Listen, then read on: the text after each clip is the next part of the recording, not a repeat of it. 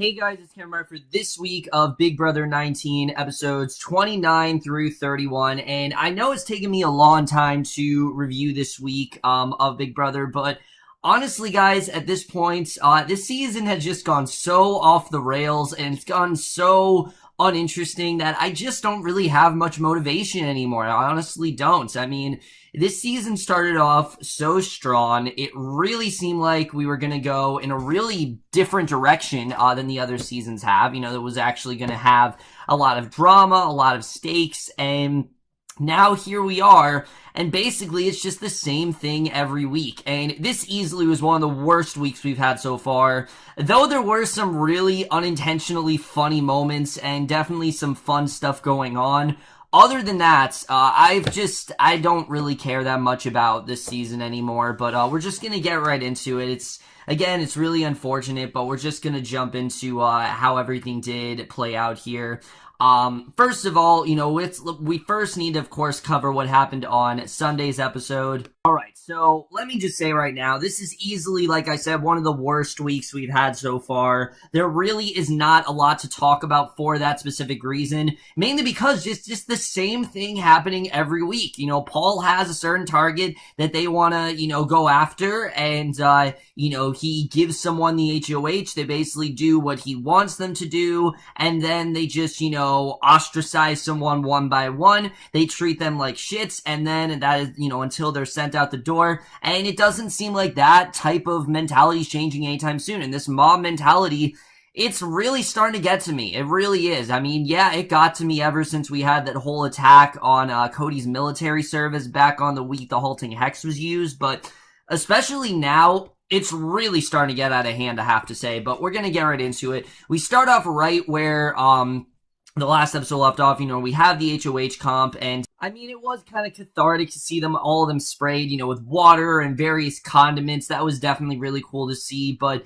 in the end, it ends up getting down to Alex and Jason, and, basically, you know, everyone's getting really impatient. That's taking them forever. Matt especially is getting impatient. Like, he's screaming at the top of his lungs, like, who the hell is this? Why is he screaming all of a sudden? But ultimately, Jason ends up, winning this HOH, and I will say, credit to Jason.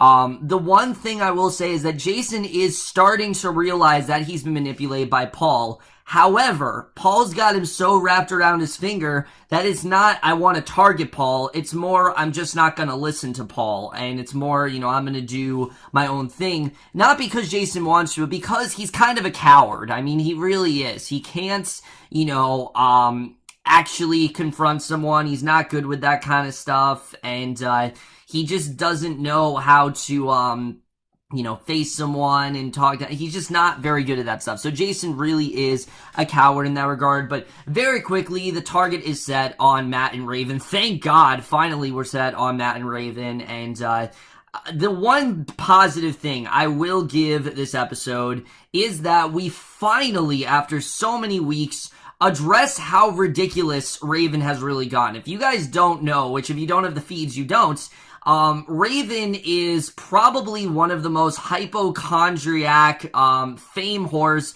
we have seen in this show, because she always goes on and on about how there's something wrong with her, how she's gonna die. She makes up all these lies that don't even make any sense, and finally, they actually do address them. The fact that she has an inverted spine, which doesn't make any sense. The fact that she says, like, oh, my mother got struck by lightning, the things that Raven says, it just doesn't add up, and, you know, if she gets herself evicted, I think that's really gonna be, like, the demise of her eviction, is really gonna be these lies that, she's come up with. But at the same time, I think once again, this is something that Paul should use to his advantage. Am I saying that Raven should be in the final three? No, but this is easily a way that if she was in the final two, Paul could easily beat her in this way, because no one's gonna believe a single thing that Raven says. Raven just, you know, she doesn't even know how to pronounce the correct name of her disease. So, in general, I think this is a very good advantage for Paul.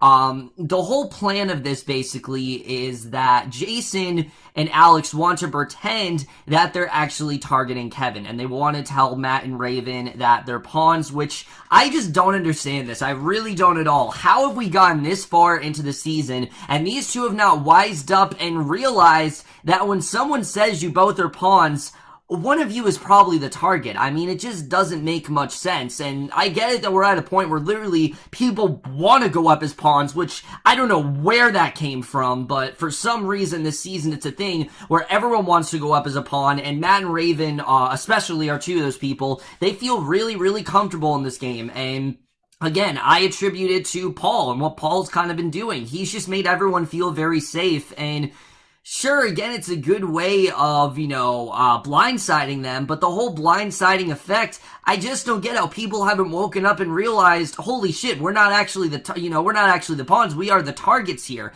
How have Matt and Raven not realized this? I don't know, but we end the episode with them both thinking that they're pawns, basically. Jason, he's not targeting, he said he's going to backdoor Kevin, but he went to Kevin and basically spilled to him the entire plan, and Alex is obviously pissed at him. And again, it's not because Jason wants to, it's because he just can't be a man and, go along with a lie. He doesn't know how to do that, which, I mean, I don't know how to lie either, but in this kind of, atmosphere that you're in, you gotta kind of cut out your morals out and, just kind of lie to someone's face. If it gets you far in the game, that's what you really have to do. And I don't know why these house guests can't realize that. They're all so personal. They can't keep the personal stuff out of it. And I think that's really the main thing hurting this game. So again, not a ton going on Sunday. Just really dumb stuff overall. And it doesn't get better, unfortunately, on Wednesday's episode. So Wednesday's episode, once again, it's just very repetitive. It's the same kind of conversations that we've had.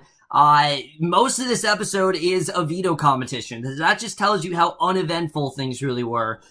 Basically, the main gist of what's going on here is, as we know, Jason and Kevin have become very buddy-buddy, but Alex is persuaded to really break that up because, for whatever reason, she just really does not like Kevin. And let me just say, this Kevin hatred has really gone way too far. I mean, it's gone, you guys haven't seen it on the show, but it's gotten really bad in live feeds to the point where Alex, she wants to get Kevin to, get really violent, and she wants to rile him up, and, she is saying things about his kids, about his wife. I mean, it's just, it's real simple, the thing about, I've said this before, as much as I didn't like Josh in the first half of this game, he at least is keeping things to a game standpoint, and when you're in a game like this, just leave the personal stuff out of it. That's really the main problem here, is that the house guests just don't know how to do that, and it just really makes things worse and worse and worse, and especially Alex, she's gonna get out of the house and realize that we all hate her, and it's just really starting to piss me off, I have to say. But honestly,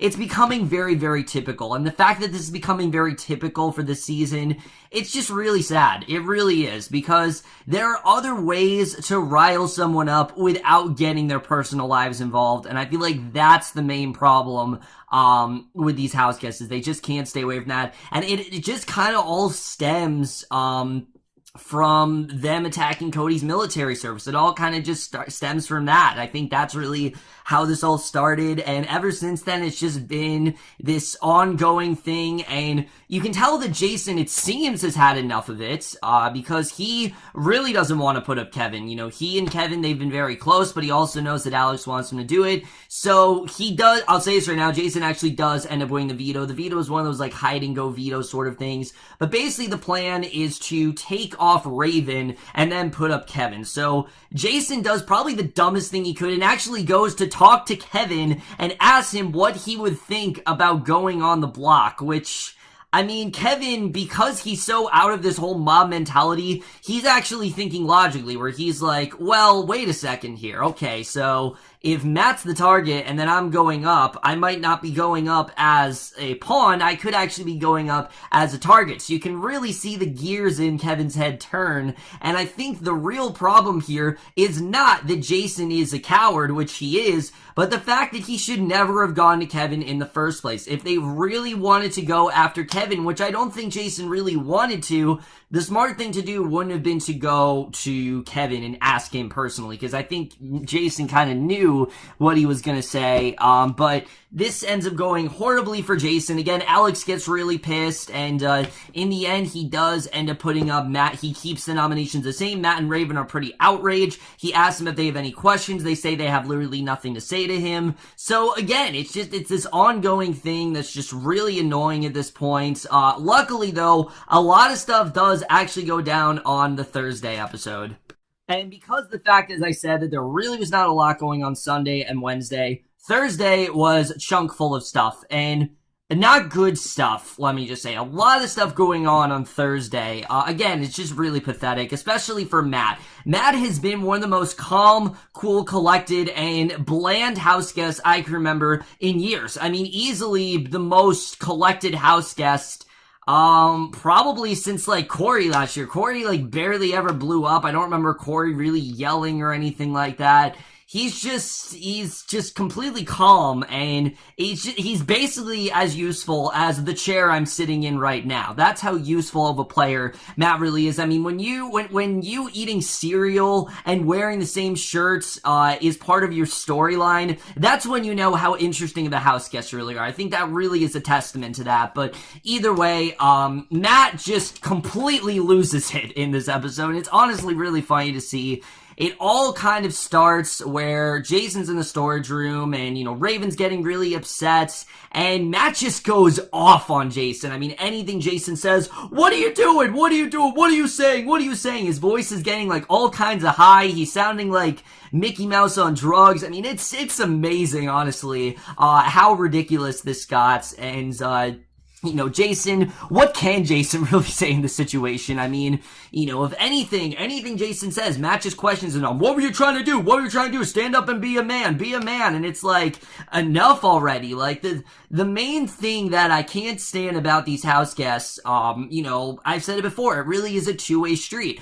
On one hand, they wait, you do have this mob mentality going on where they're completely ostracizing a person, not letting them really get a word in edgewise, and kind of just doing what Paul wants. But on the other hand, the person who's a target doesn't really do anything until the last moment possible. And once again, we kind of have that going on with Matt and Raven here. But even them, they're not really campaigning or anything. Matt's just really freaking out, and what the show doesn't show is Matt then basically decides that, all right, I'm the target. I'm going to ensure that I'm the one that goes home. So he starts spreading all the have-not rules possible. He's eating food when he's not supposed to, because, when you're a have-not, you're not supposed to eat food. You're just supposed to eat slop.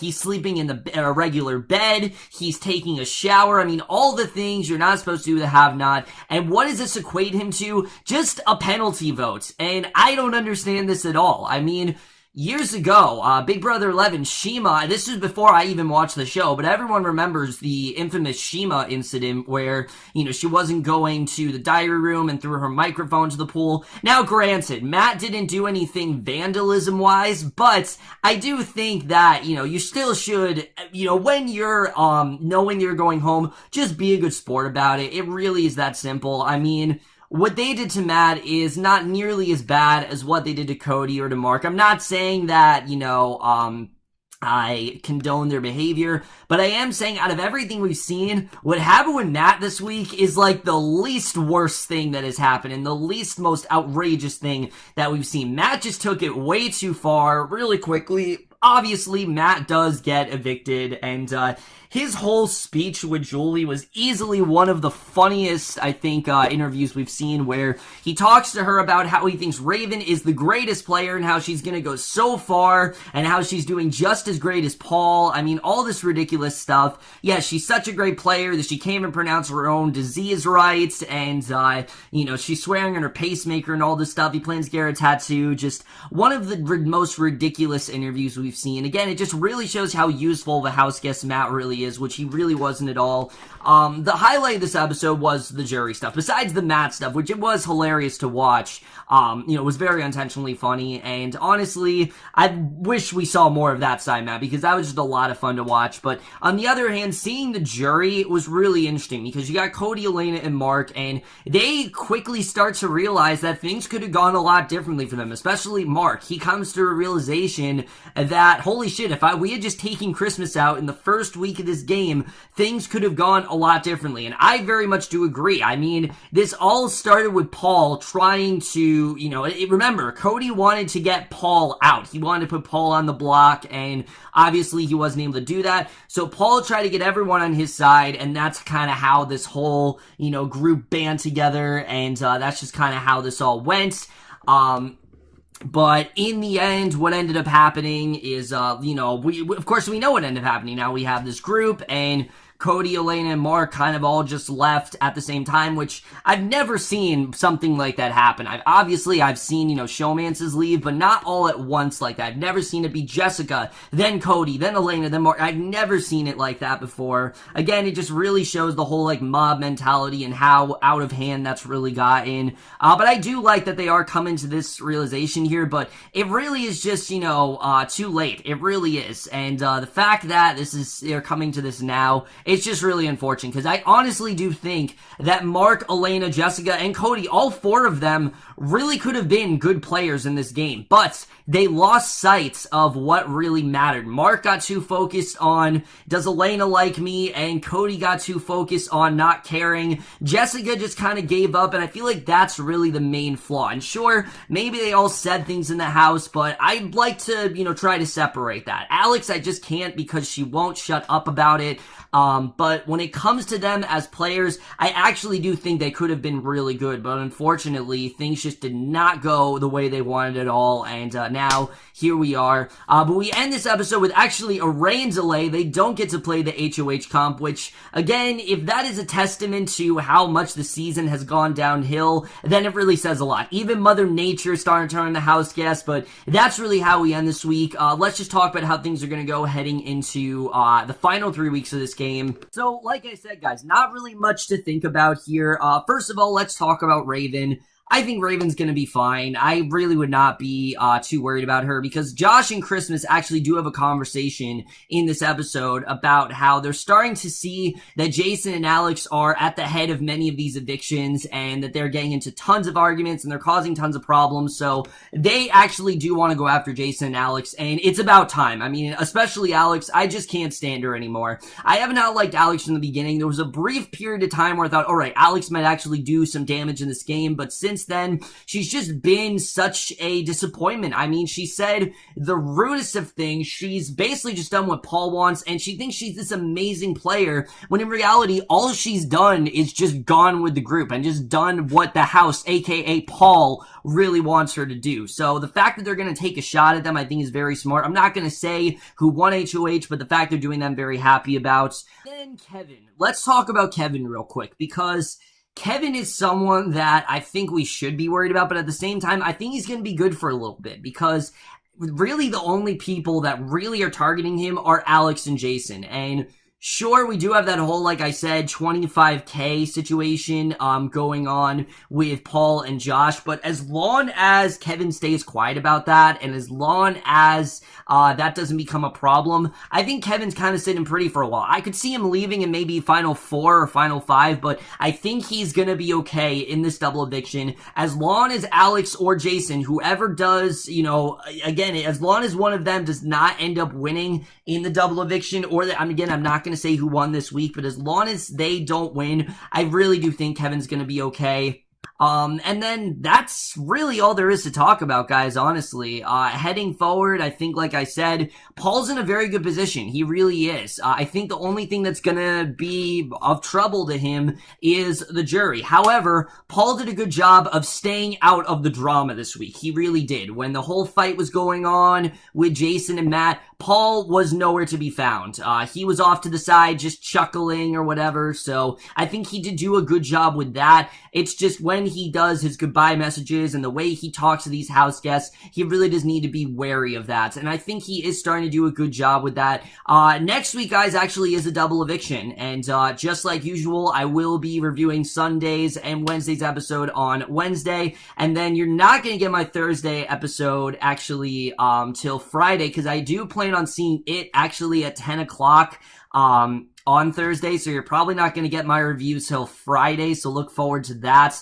But other than that, guys, that's really it for my review of this week of Big Brother. Let me know what you guys thought this week overall. Love to your thoughts on it. At this point, guys, I just don't really care. I'm really losing motivation to watch this show, and I'm really starting to question if I'm even coming back for another season. I mean, just the fact that all of this, mob mentality has, been okay, and all this stuff, it's just completely unacceptable. It really is. And all these house guests, they're so immature, they're so loud, they think they can basically just do whatever the hell they want, and I don't know. I mean, I'm gonna continue watching because I've never not finished a season of Big Brother, and that's not gonna change now. But this season easily is probably the worst season I've seen of this show. I thought Big Brother 15 was bad, but it's just such a whatever season. It's so boring and bland, and all these players, they're not even playing for themselves at this point. They're just playing for Paul to win, and I'm really just happy to see this game come to an end. We only have 3 weeks left, thank God, but that's my review. Hope you guys enjoyed. We'll see you guys in my next video, and I will see you guys for that. Okay, bye.